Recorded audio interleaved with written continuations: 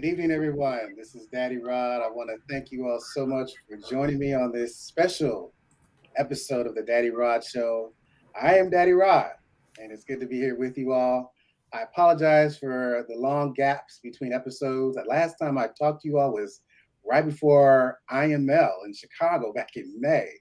But a lot of stuff was going on in my life personally, but I am back and I'm back strong. And I wanted to have this episode this evening to talk about a major health situations going on in our community, and that's monkeypox. I know it started bubbling up around May, June time frame, but it really started coming to our in the news and everything else really around mid to late June. And I said we need to talk about monkeypox because there's a lot of misinformation about it, how it's spread. Is it a gay man's disease? Then after that, how do I get access to the vaccine? Because initially the vaccine supply was very low. So I have a great panel of people here where we can discuss all this. So I want to get them introduced. I want to introduce you all to them. Very good friends of mine, and I actually co-hosting this show with ONYX, the Southeast chapter of ONYX. Many of y'all know I'm a part of ONYX.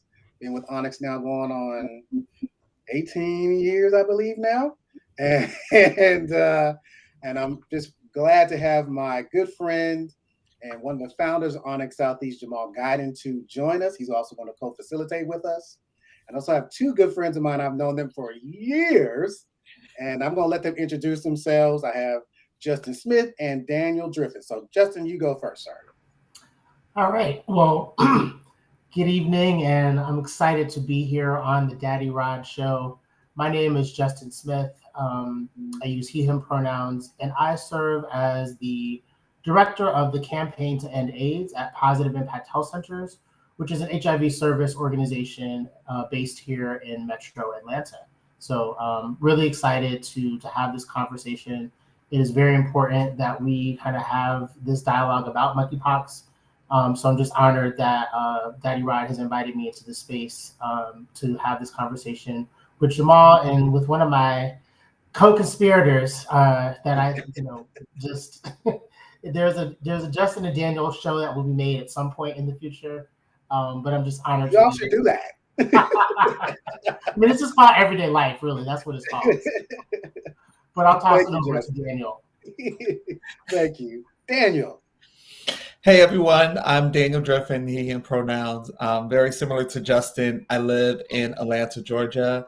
My everyday job is I work with the HIV Vaccine Trial Network, and we're the ones creating a vaccine to protect folks from HIV. In this role, I'm also serving as a community monkeypox coordinator for NMAC out of Washington, D.C.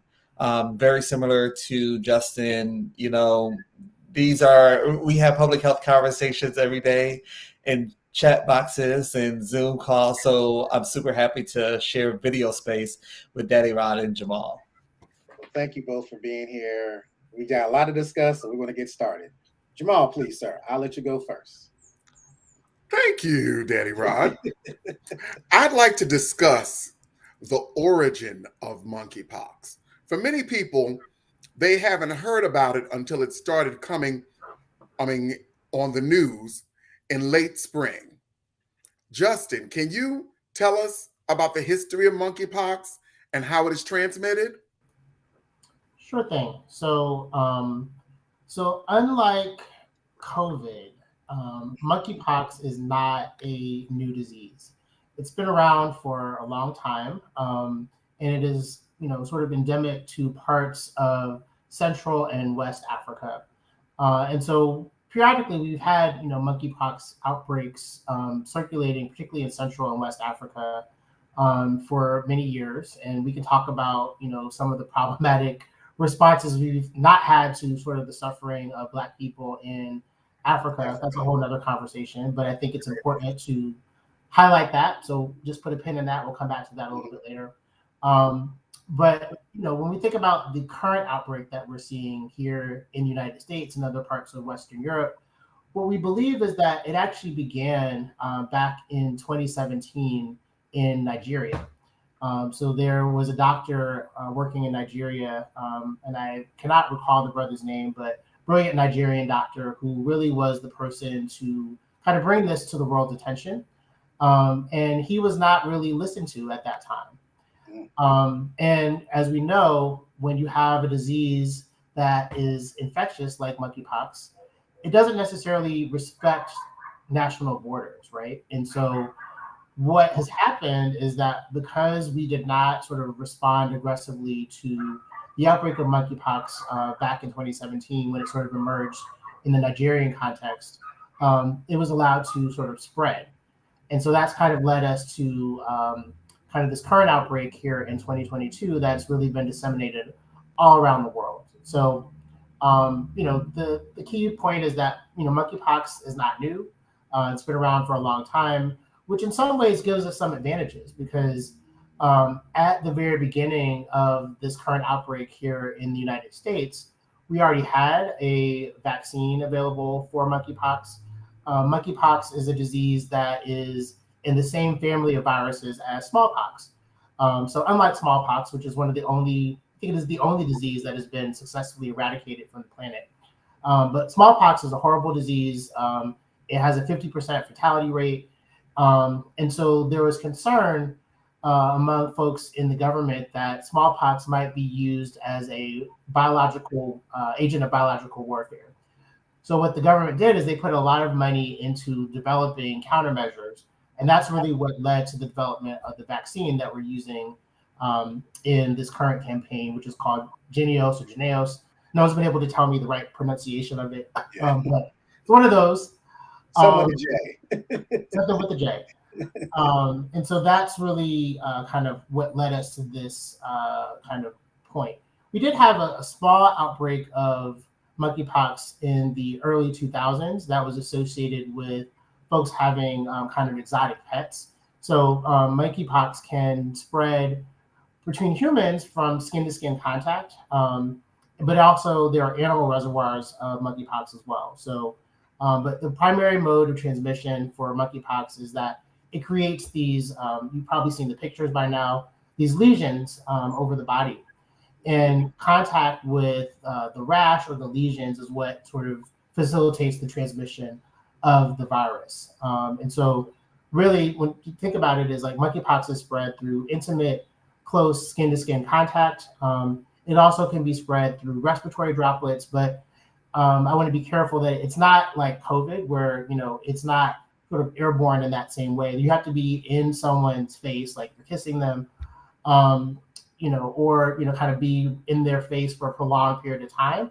So it's not airborne in the same way that COVID is. So, I think within the current context, what we're seeing is that primarily, while it is spread through skin-to-skin contact, a lot of skin-to-skin contact happens during sexual contact, right? And so what we're seeing in the current outbreak is that it's mostly happening among gay, bisexual, and other men who have sex with men. And so that's sort of the community that's most vulnerable in the current context. Daniel, what did I miss?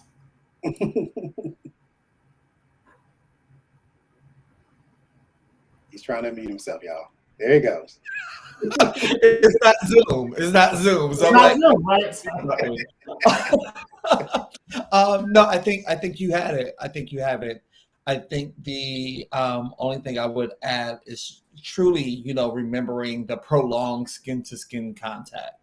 I think, it's not that, coming up quickly against someone, but it's really prolonged, rigorous skin-to-skin contact as we think about transmission routes with monkeypox. So to you, Daniel, so I think the main complaint from a lot of people, and it's very justified, when monkeypox really started to get put out there in the news, it was put out via the CDC of all people. And the way it was worded, it was mainly, not that it was actually an STI, but it was messaged in a way that it was amongst gay men. So you had a lot of heterosexuals saying, oh, that's a gay man situation. I ain't got to worry about this. And not realizing that, as Justin alluded to earlier, this is like the smallpox. So it's like prolonged skin-to-skin contact. So it's usually passed on through sex, but sex with anybody. So it could be two men, two women, a man and a woman, whatever.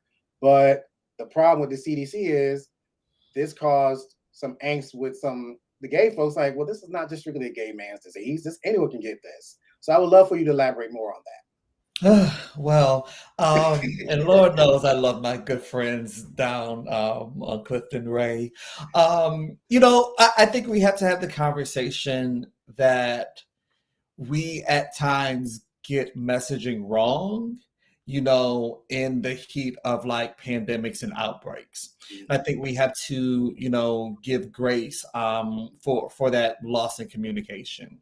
I definitely think going back now, and as we include additional community organizations and even those trusted officials and trusted community members like, this show, like Justin, like countless others, especially at that intersection of Black and Brown communities, people living with HIV, and gay or bisexual men, we are messaging this outbreak better than where we started.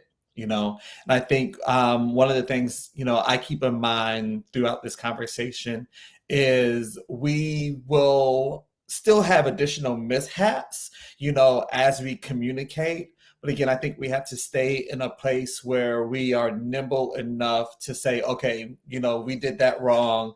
Allow us to restate this, and moving forward, this is how we should be talking about it. But I think we have to remember that that we are responding in like real time.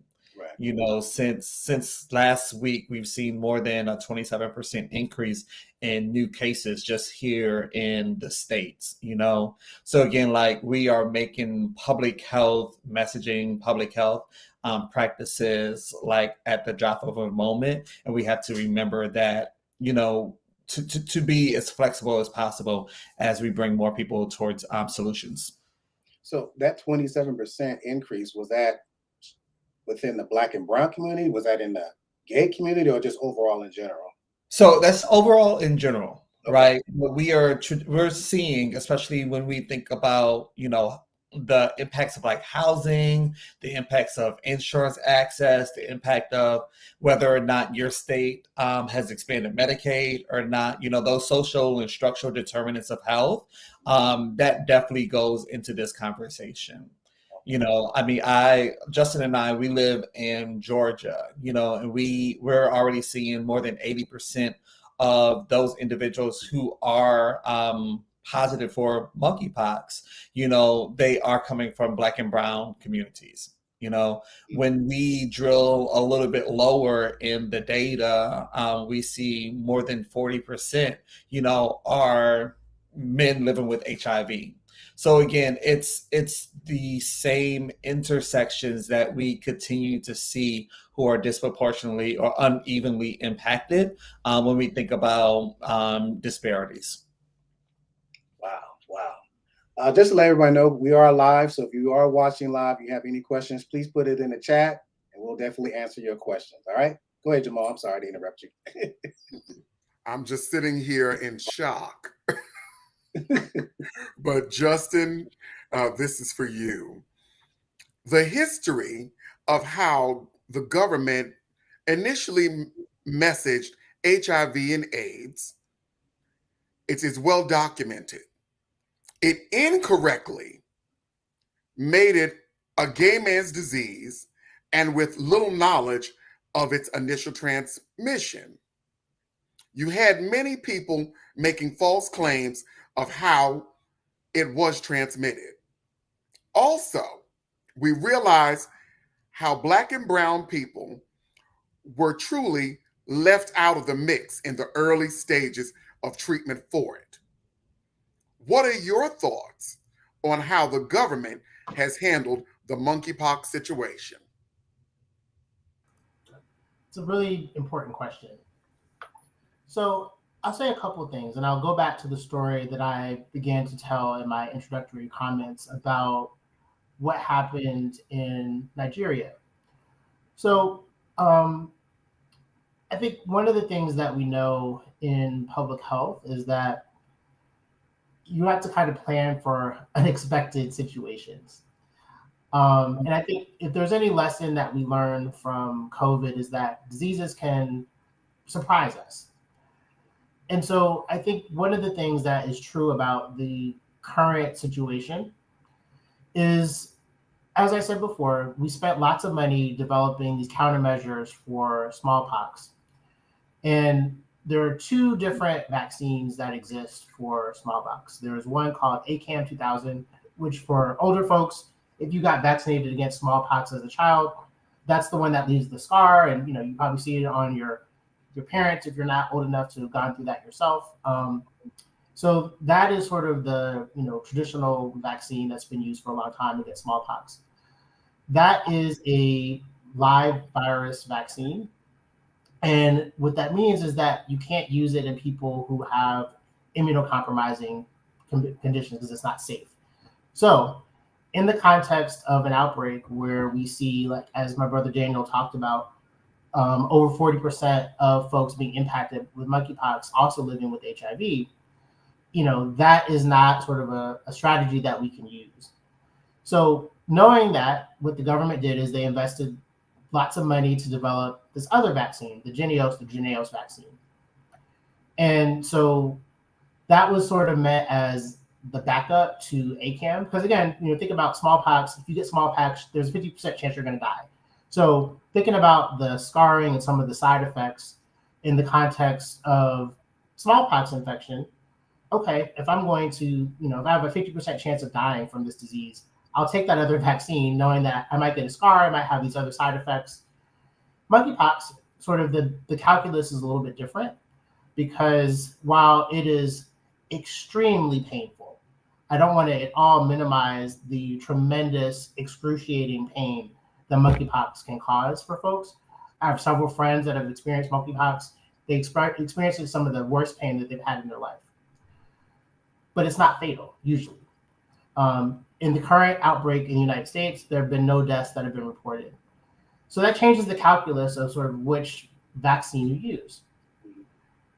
I'll kind of, go to the next piece here, which is that back in 2017, most of the stockpile of the Jynneos vaccine that we had in the United States expired.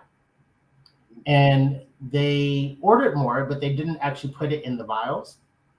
And so that's sort of what was the initial kind of, if you were to say there was initial misstep, that was that. However, and I don't know kind of all the decisions that happen sort of in that above me sort of level, but what if we lived in a world where someone in the government could have seen, hey, we see that there's this outbreak of monkeypox in Nigeria. We have these, millions of vaccines that are sitting here in a freezer here in the United States. Wouldn't it be nice if we just gave, rather than let them expire, why shouldn't we just give them to our colleagues in Nigeria so they can vaccinate their people? So if there was a right answer to the pandemic or the outbreak, it's not quite, I don't know if we classify it as a pandemic yet. That was it, right? And so because of that, everything we've done since then has been sort of a less correct answer because that was probably the best solution. The other thing that kind of made this worse is that, remember I talked about those two different vaccines. We have millions of doses of the ACAM vaccine that's sitting around so that if this was a type of situation where that was seen to be the best option, we could have gotten those out a lot quicker. But because we didn't have, I think at the start of the outbreak, we only had like 2,400 vials of Jynneos available in the country. So that's sort of the start of the kind of issue. To your question about the messaging, this is hard because I think what people in public health saw that history of how there were these missteps at the start of the HIV epidemic.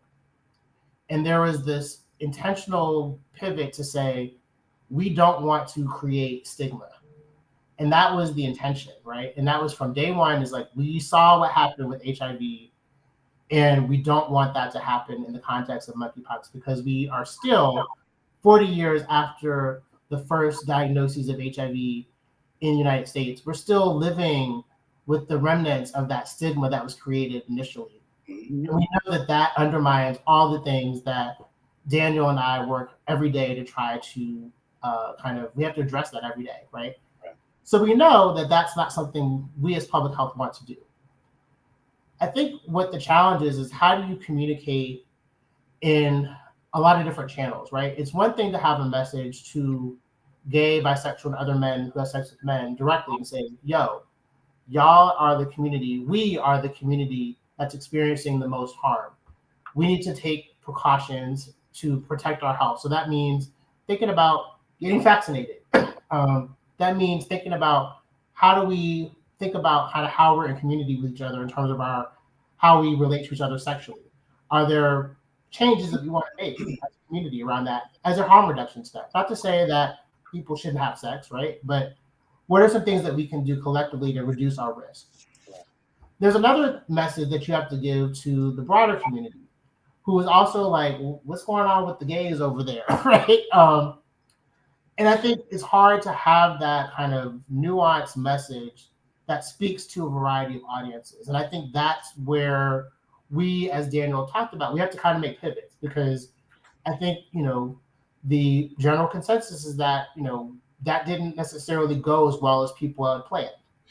And so we're trying to, think about how do we have that more nuanced message that both says that it is true from a kind of disease transmission standpoint that if you have skin-to-skin contact with someone who has monkeypox, no matter the identity you hold, whether you are straight, gay, trans, cis, whatever identity you hold, the disease does not care. It just wants a body, right? So there's that fact.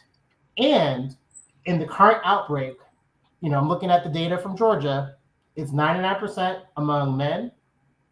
And most of those are men who have sex with men, or, in sort of all the different categories of gay, bisexual, other men who have sex with men, right? So we have to sort of be able to say all of that. And you saw how long it took me to give that message, right? It's not something you can put into a soundbite, which is what I think makes the difficulty of communicating honestly about this difficult, because you have to sort of balance all these different kind of nuances, because it isn't simple, right? So I think that's the challenge that we are trying to meet. And we're not always going to get it right. And I think that it's up to community to sort of tell us, like, yo, y'all didn't get this right. Let's repivot and retool and try this again. I think we also, have to keep in mind the role of mis and disinformation across social media platforms.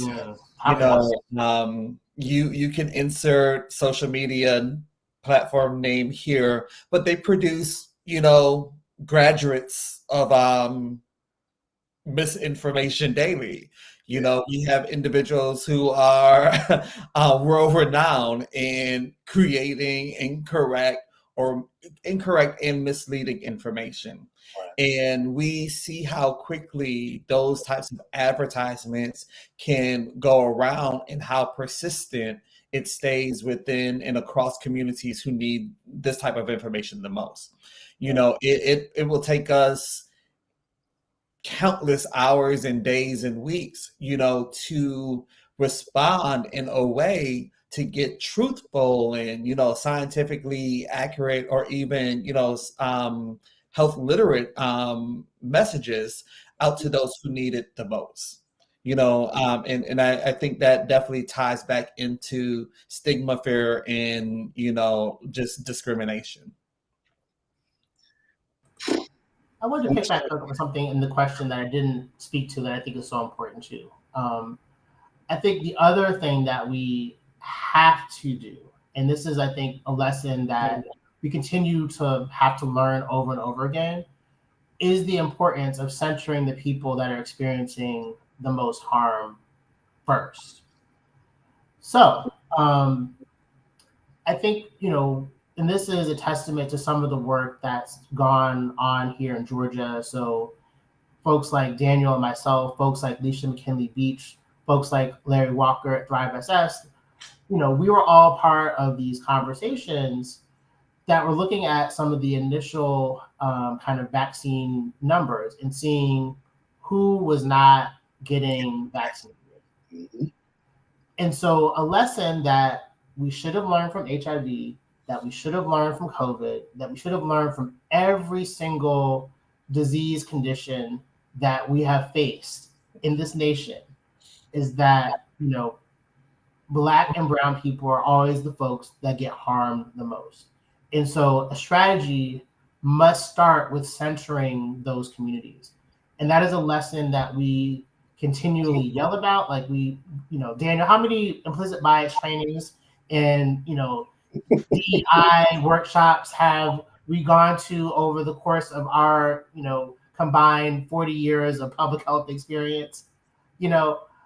So if we're not as a system getting that message that from day one you have to censor the people that are experiencing the most harm, the folks that are most vulnerable to it, yes, from day one, not from day two.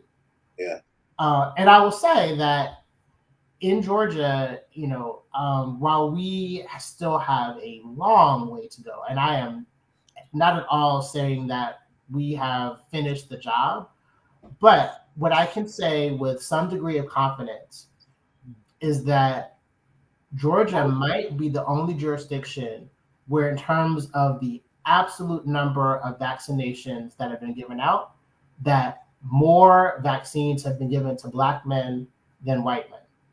It's not proportional to the case numbers, right? So when we think about 71% of monkeypox cases in Georgia being among Black, gay, and bisexual men, according to this latest data that I have, that's as of the 18th.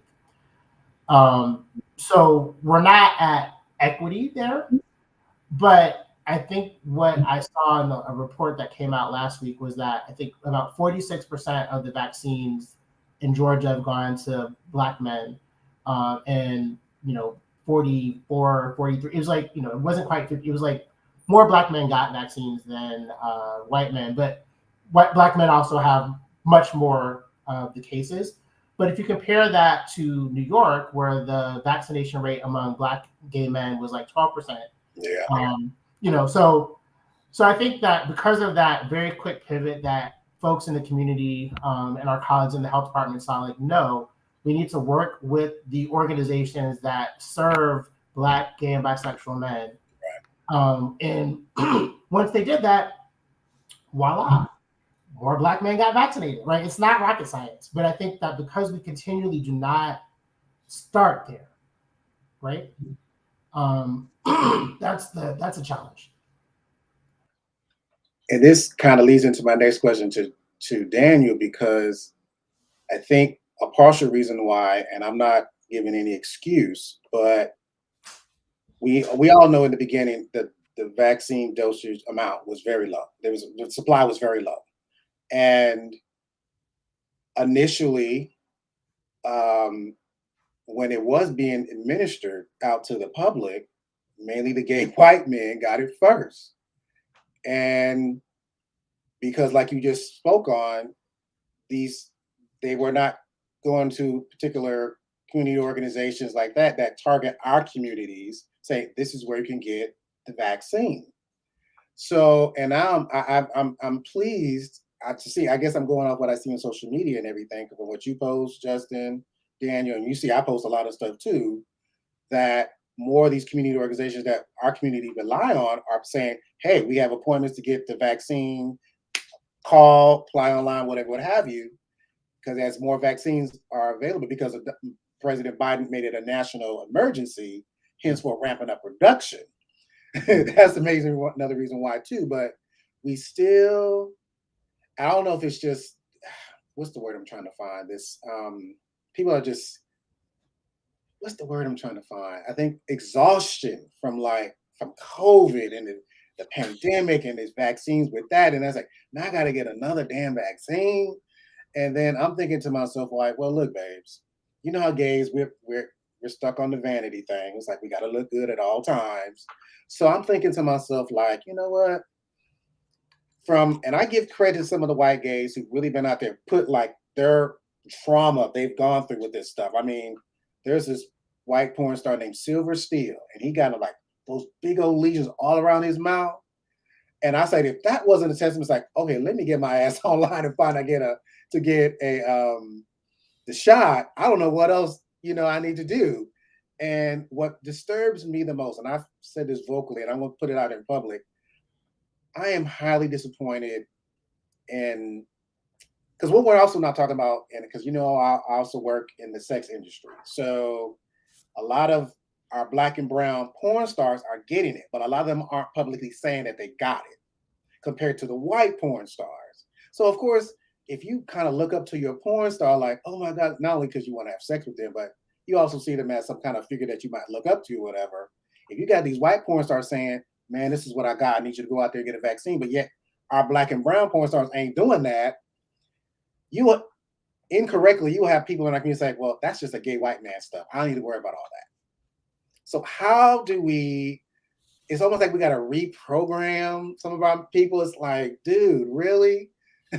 I mean, I know this is a loaded question and I know we can't answer it here, but it's just like, damn. I'm about to say, because you're not going to have these people in my inbox saying, yeah, nope. So again, it has to start with creating the community that we have to thrive in, you know? So it really starts with education. And I mean, I think as like a public health practitioner, right? Like, we really want y'all to do a lot. Like, let me just be honest with you. We want you to get vaccinated. We want, like, it's about to be flu season, so we're gonna be talking about flu shots soon. Right. Like, we truly want you to do a lot, right? But again, that's as a result of preventing X and being the healthiest, you know? I think in the same breath, we also have to realize that it's not easy navigating any type of system, let alone the public health system, the healthcare system, or even, figuring out how one will pay for it. One of the things that we continue to see is, let alone, how important income is to just being healthy, or even, your zip code, which also go back to, your income in many times, but it's just ensuring that folks know the nuts and bolts of where to find vaccine, like it's great that, our public health departments are using community-based organizations, especially trusted community-based organizations, to get this messaging out to those who need it the most. But again, it should not have started with joining Instagram or being on Instagram at 5:30 to see where the next vaccine pop-up clinic is going to be. We should have had a centralized vaccine site from day one. We should have had routine communication, routine, weekly health updates from our health jurisdiction directors saying, this is the case numbers this week, this is how many shots and arms we're getting out, these are, the places where folks can be vaccinated. Again, it's like we don't have to recreate the strategy every time we have something new impacting our community. And just to add to what Daniel was saying, I'll just kind of share some of my personal experiences. So a couple of weeks ago, there was this really large international HIV conference, international AIDS conference, up in Montreal, Canada. And obviously, Canada has universal health care. They're in a very different situation for a whole host of very complicated reasons. But just my experience there, because I actually got my first monkeypox dose when I was at the conference, because the Montreal Public Health Department reached out to the conference organizers and said to them, hey, anyone that is here for the conference, no matter what country they're from, and these are literally people from all over the world, you can come and get your vaccine. And other than the language barrier, and this is something, as an American, that was, sort of an interesting experience of trying to seek healthcare in a language that I don't speak. because Montreal, it's French first, so things can be in English, but all the kind of consent forms and everything was in French. And so, I think that kind of gave me a more insight into what folks whose language is not English and how they have to navigate the American healthcare system. But outside of that, they had a centralized website that you went to that listed kind of all the different places that you can get vaccinated. They had both appointment-based and walk-in, opportunities that were right in, Montreal's Gay Village, and a bunch of people. Like I went to a whole group of my friends from the conference. We all stood in line at the kind of walk-in pop-up clinic. We were in and out in like 45 minutes. All of us got our shots. We showed our like American IDs, and they were like, sure. And so it was just kind of night and day from what I experienced and saw people experiencing here in the United States. And I was just like, wow, another world is possible. So, and again, there are lots of reasons why they've had a better response. I mean, I think primarily because I think they actually just had more of the Jynneos vaccine on hand when this started than we did, and so that kind of gave them a leg up, plus their universal healthcare system, and they're just better in they're better prepared. Yeah, better prepared. So but it was just kind of like, wow, like it could all be so simple, like Wu-Tang said, right? So but you rather make it hard. Right. Wow. That's amazing. That's amazing. Jamal, you have anything? I'm sorry, I didn't want to interrupt you, guys. Had something to say. No, I was just thinking about, as we were saying about getting more people to get the vaccination, one of the biggest challenges I found amongst a lot of my friends and associates who were in different states is that it's the requirement. Many, if you're partnered or you're married, and say you are in a relationship, not an open relationship, basically on documentation, it is stating that you are saying that you are promiscuous, you are not one who takes this seriously. Right. And for many, it felt like a slap in the face. Yeah. Because what does that say to the person who happens to be partnered or married for 10 plus years and is in a monogamous relationship, but they're getting the vaccination because they're social. Yeah. And they know that this can be caught through touch. Mm-hmm. As we know, because I mean, I'll say it like this, our Caucasian counterparts have done some videos where they've said, well, I was with a friend and rubbed suntanning lotion on him and I got it, but I didn't have sex with him. Mm-hmm.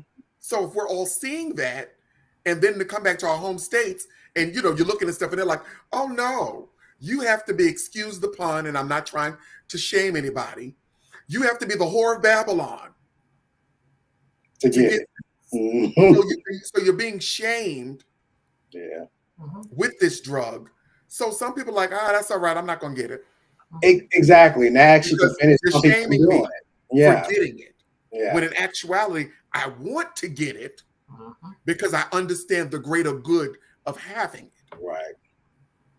Right. No, thank you for bringing that up. And when we talk about stigma and the messaging and how we can, through our actions in public health, manufacture stigma, I think that is a perfect example, right? So, there have been lots of funny, TikToks and reels that people have been making about kind of poking fun at that, right? It's just like, basically the one of them was like, oh, you walk into the monkeypox clinic and it's like, are you a slut? And so, then there's that sort of stigma that is associated with like, well, if I'm not someone that is, and again, I'm not saying there's anything wrong with any of these things because, sex is pleasure and pleasure is part of life, right? And so, but I know, and that varies from just jurisdiction. Like I think there was a story from Washington State, where it's like you had to have had like 5 partners and had to have gone to an anonymous sex venue.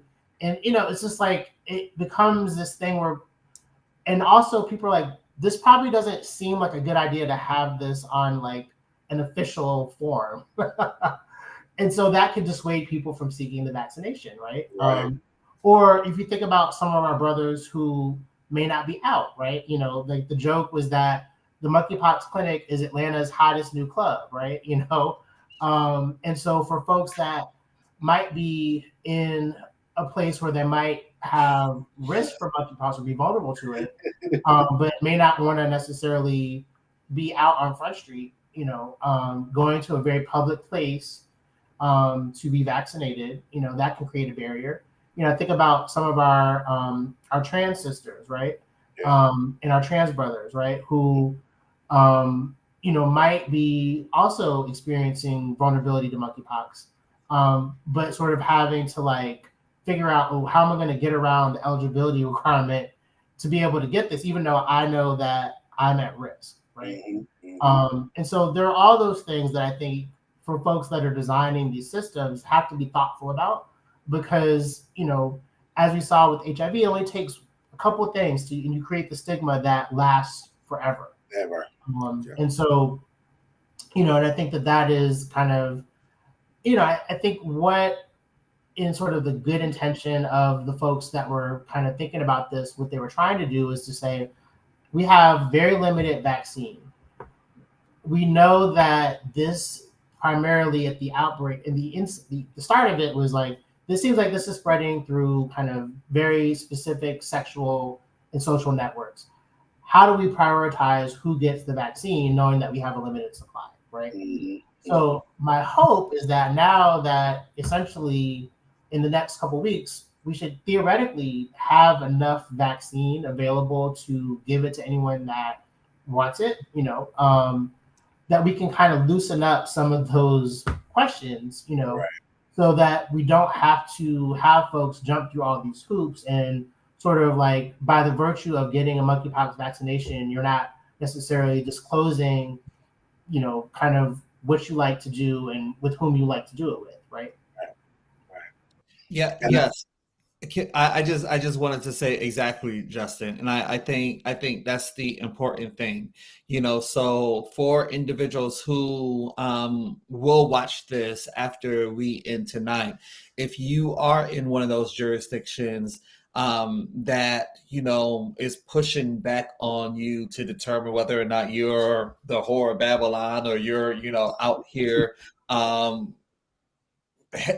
doing whatever, like let folks like these 4 people know, because again, as vaccine production continues to ramp up into all of our impacted communities, like that should just go away.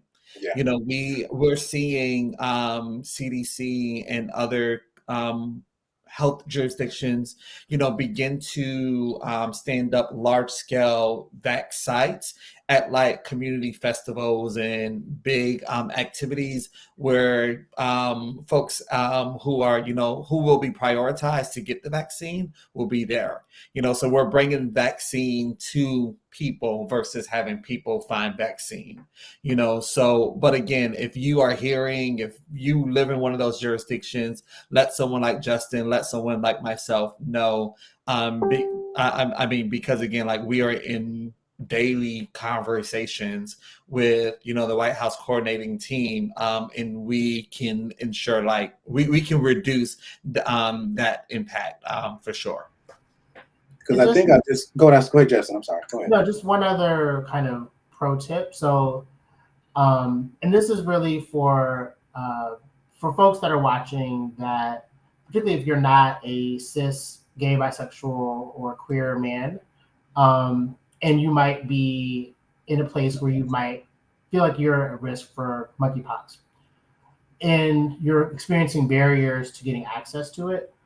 One thing that can help you sort of get around some of that is to, when you talk to your health department or your provider, say that, you've had sex with someone that has monkeypox. And, I think that is a way to sort of, make sure that you can get what you need in a place that may be experiencing or putting up barriers. And again, I think specifically for some of our trans men and trans women who in their different jurisdictions have different eligibility rules around that. But we know that the monkeypox vaccine can be used as post-exposure prophylaxis.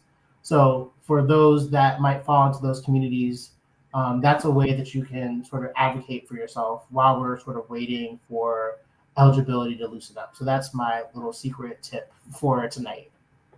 And just looking at some of the comments, one of them from Jay, who lives in the Philadelphia area, he was just saying that they have more of a loose process where they didn't ask those kind of probing questions. Mm-hmm. So it made it more people didn't feel like, oh, I gotta say I'm a whore to get this vaccine. So they were more apt to go get it. And I know in certain cities, like some of our leather bars are actually having like they call them poke parties. Mm-hmm. But in a way, you can saw in Chicago a bunch of the bars. Yeah, Chicago at Touche. And Brother Legionnaire just mentioned it in the comments section. They actually having a pokes party where you can get the vaccine. So the community's rallying around it. And I know in San Francisco, which, is very progressive in a lot of ways, they actually have a trans district. And they actually have in their an event that is targeting trans, those who do sex work, men who seek men, mainly in the black and brown communities, and also the homeless as well. Yeah. So it's just kind of where you live, because I mean, let's be realistic. Some, like if you want to go to the blue and red states, more of the blue states are kind of more progressive in what they do compared to the red states. Now I give Georgia credit; they're doing their job, but like Mississippi, Alabama, you hardly see anything going on. And I talked to some people there, like, I don't even know where to get it here. And I'm like, that is terrible. I just I mean. Yeah. I think really, again, we're kind of relearning things that, I was hoping that we would have learned through all the other pandemics we've been through. Mm-hmm. But I think at core is also our chronic underfunding of our public health infrastructure in this country.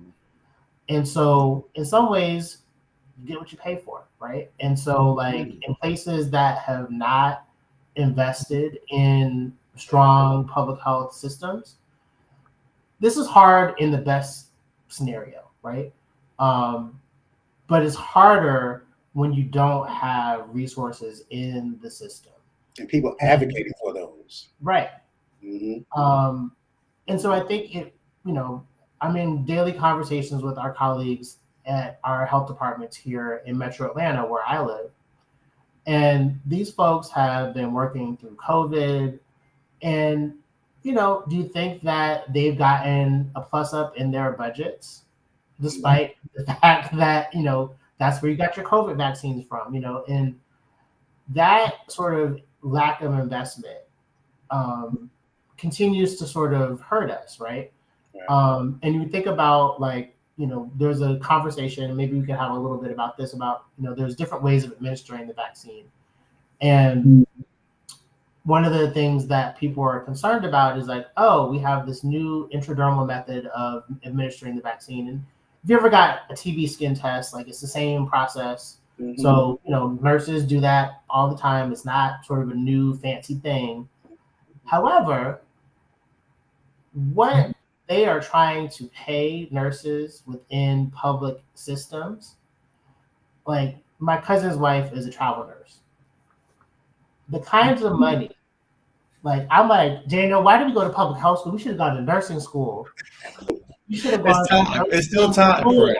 Y'all can still do it. Nursing school. So if I'm a nurse and I have this really valuable skill set, and I'm like, I'm down for the people. I want to help my community, and whatever they're paying at the health department is like $2. And I'm looking at this travel nurse contract where I get to go and make upwards of $5,000 or $6,000 a week. I ain't going to the health department. Right. Even though I might be as down for the people, but I'm just like, because Uncle Joe decided not to cancel these loans. Who's gonna pay for that, right? So there's this workforce issue too, right? And so I like need steak for dinner every night. right. So it's all these other things that we're seeing that are explaining kind of why we are in the situation that we're in. And again, it's like there's so many, like I've learned a lot just from kind of as I've seen, this response kind of unfold about sort of how the different levels of government either don't work together or do work together. It's like I didn't realize like, oh, the stockpile is not managed by the CDC. It's this whole other agency. It's like, and once you see how complicated all of this is, it's like, oh, no wonder this doesn't work. Like, so yeah, it's not streamlined well. It's not, and so like, and I would hope that after all that we've been through, like we've just been through, some of the worst years in this country for a lot of reasons, that we would learn and be like, you know what, we want to do something different now, y'all. But that's not where we are. But we're gonna keep hope alive and make things with you too at the forefront. Oh, let me stop speaking in tongues. I'm kidding. I know Jamal look at me like, Rodney, I'm kidding. But I do have a question from someone who sent me on Twitter, and his question was, when you get the first dose, because I'll admit he admits he's very sexual, and he wanted to get his first dose. He's actually focused on having sex, and his question to me was, what is the percent effectiveness after you take the first dose? So like after like a week, how much is it like? I'm relaying the question because like me, I'm gonna be very personal. I have not had sex in a long time, and when this started coming out, I said, "Oh, I am definitely not having sex." Even though I know I can get it other ways, but I just know sex is the primary way. So I was like, "Let me get the 2 doses." Didn't even wait a few weeks after that. Then I might segue back into it if I'm feeling it. But you have some people, and this goes back to the misinformation that's been put out there on social media. They're like, "Oh, after the second week, you should be okay." But now they still encourage you to still get the second shot. But you have people saying, "Well, you have 50% effectiveness after the second week," and I'm like, "Really?" So this is why y'all are here. This is the question. So Justin, you first. I've heard that before. Yeah. So, and this is a moment of like radical transparency. The answer is we don't know.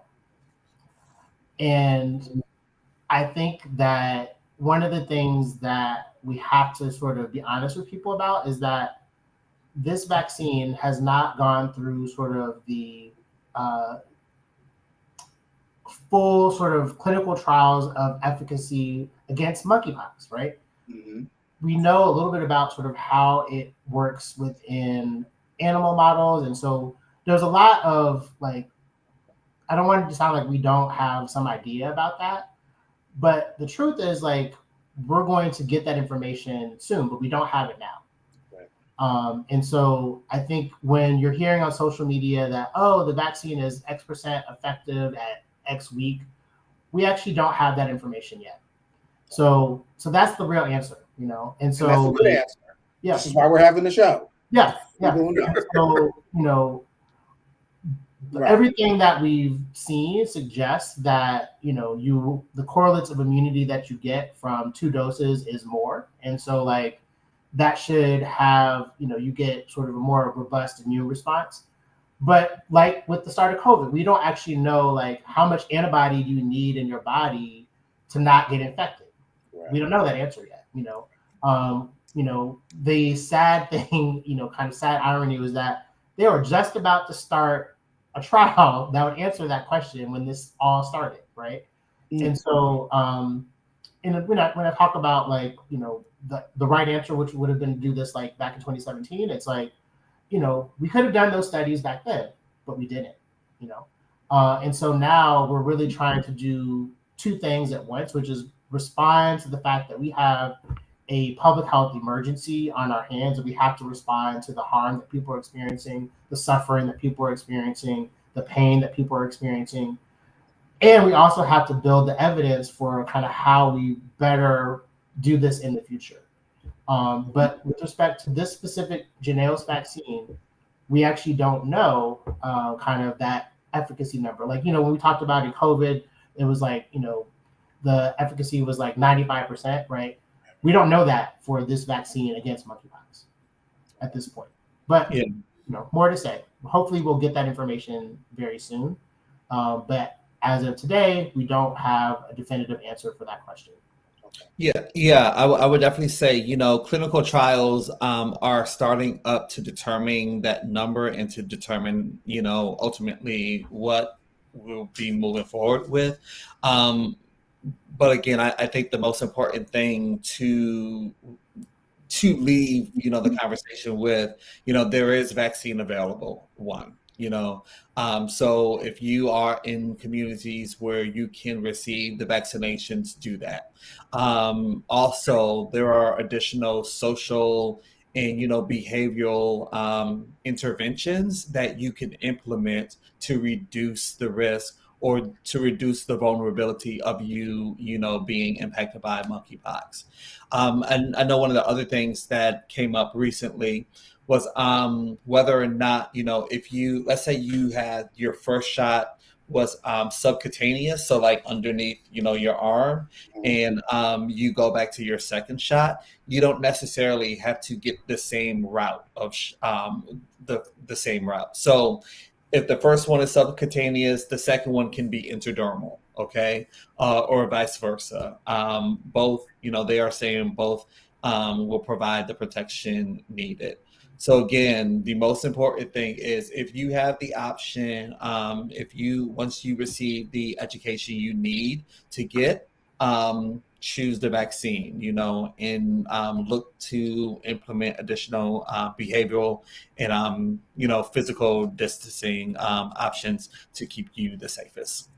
Okay, another question. I had someone ask me, I got monkeypox. Do I need to get the vaccine? No. Okay. Because someone I know who had it, actually, he told me he had it in confidence. I'm like, okay, cool. At first I said, well, not cool that he got it, but I'm glad he recovered from it because he said it was painful and everything. But he was getting vaccinations. I was like, I don't think you need to get it because I think your body's already developed the antibodies to fight it or whatever. But he wanted to be protecting himself because he was going out of the country. So I was like, well, okay, I'm not going to dissuade you from doing it, but I said, I don't think you need to get it done. So you all say you don't need it if you already had it? Yeah, my understanding is that if you have had a monkeypox infection, that should give you really strong protection against future monkeypox infections. We don't know for sure how long that protection lasts, so there might become a time in the future where vaccination makes sense. But what I understand is that, and from folks that know more about this than I do, the line has been that if you have had natural monkeypox infection, you clear the infection, you should have robust sort of protection from future infections, and you should not, or you do not need to get a vaccine at this time. However, this is an evolving. I think one of the things we learned from COVID is that you can't ever be like, we know this for sure at this, you can say that at this time, we understand this, right? But, what I know when I get some more data on Friday, that might change what we say. And I think that's something that is also very difficult when we talk about the communication is that people have this idea of science being this thing that is settled, right? And it's not, right? Science is about the process of discovery, right? And so we're always learning new things. We have to sort of incorporate that into what we communicate out to people. So as of now, the guidance has been that if you had monkeypox, and you are recovered from monkeypox, you do not need to get a vaccine at this time. One last question. This has been great. I work in an industry or a travel industry. Are you finding that that information is coming in about a do not travel or do not travel to a certain country because of outbreaks? So I haven't seen any guidance issued in that way. I mean, I know that we had issued those types of things for COVID, but yeah. I have not seen anything like that for monkeypox. And I think just to reinforce some of the messages that we kind of went over throughout the course of our time together is that monkeypox is spread through intimate, skin to skin, close contact. So it's not like COVID in that way. Think of it more like herpes, right? And so so it's harder to transmit than COVID, and so there probably wouldn't need to be those same types of national lockdown. It's not going to be part of the toolbox of addressing monkeypox. So yeah, I have not seen anything like that, and I don't expect that we would sort of issue those types of guidance. The only other thing I would say is that it is important for folks who have monkeypox to isolate, right? And so so there would be sort of an isolation order if you're someone who has monkeypox to not travel and sort of be around other people. And part of the thing that we have not solved is what do we do for folks that need support during their isolation period, right? And so Daniel and I, we can work from home and work from all over, but for folks that have to, show up at a job site every day, who might be experiencing monkeypox, that's a harder thing to deal with. And one of the things that I hope, and I don't know if this will be the case, but my hope is that part of what the emergency declaration does is it unlocks additional resources that can then flow to folks that might need support, as they isolate. I know that I saw New York has a program for this. I haven't seen that anywhere else, and so, but I know that that's certainly for the folks that I know that have had monkeypox. That's been an issue. What do I do when I can't go to work for a month, right? Because essentially with monkeypox, you are considered contagious until all of your lesions have healed and you get a new layer of skin. New skin, yeah. Take, up to a month, right? And so the thought that folks are going to, not go to work for a month, I don't know many jobs you can be like, I'm gonna take off a month, right? But that's essentially what we're asking people to do, and we're not providing resources for people to be able to do that. And so that is a big area of concern that we have to figure out how we fix, because that is something that is really problematic.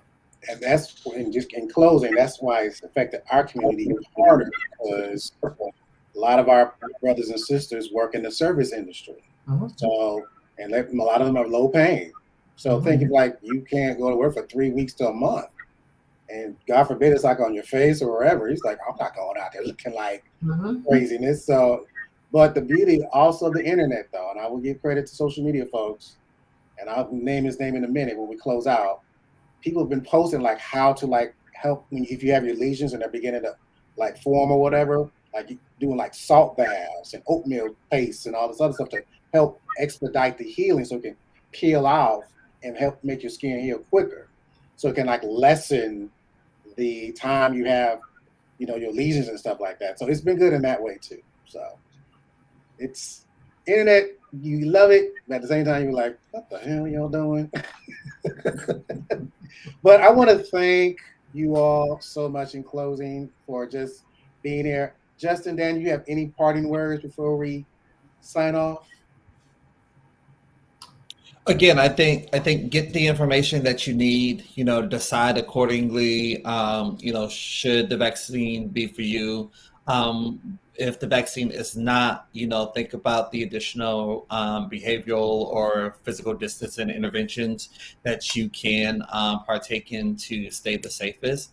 I think lastly, just continue to create the space for everyone to thrive. If you see a stigmatizing video on Instagram, on Facebook, consider not sharing it. Let me say that again. Consider not sharing it.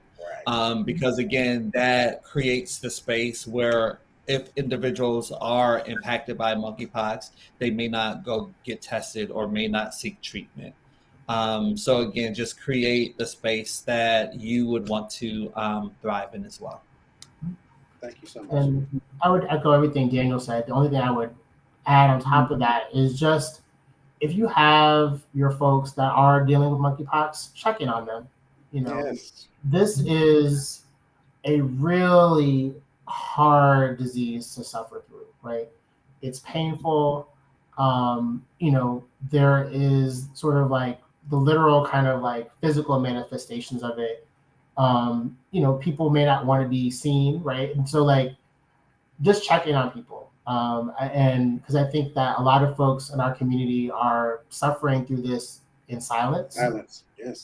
And so definitely check in on your friends. And also just try to the extent possible, be a space where people feel comfortable sharing that with them, because I think, if someone feels like the first thing you as a confidant is going to say to them is like, well, how'd you get it? It's like, that's not important, right?